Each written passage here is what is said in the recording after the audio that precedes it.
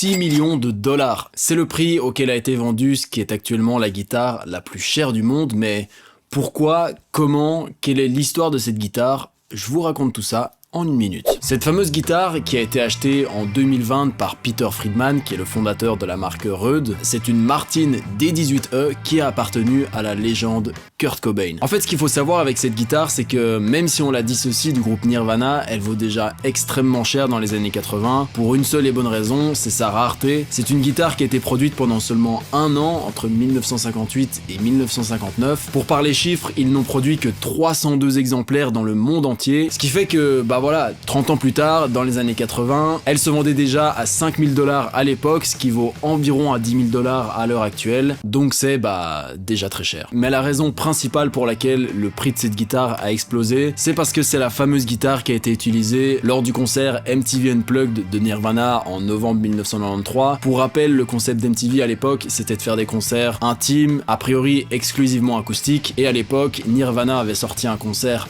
incroyable, qui est d'ailleurs sorti un mois après la mort de Kurt Cobain en 1994, qui fait que le concert a eu encore plus de succès à l'époque. Ils en ont même fait un album qui est devenu un classique et qui s'est vendu à des millions d'exemplaires dans le monde. Donc voilà, les 6 millions sont plus ou moins justifiés, mais c'est quand même beaucoup.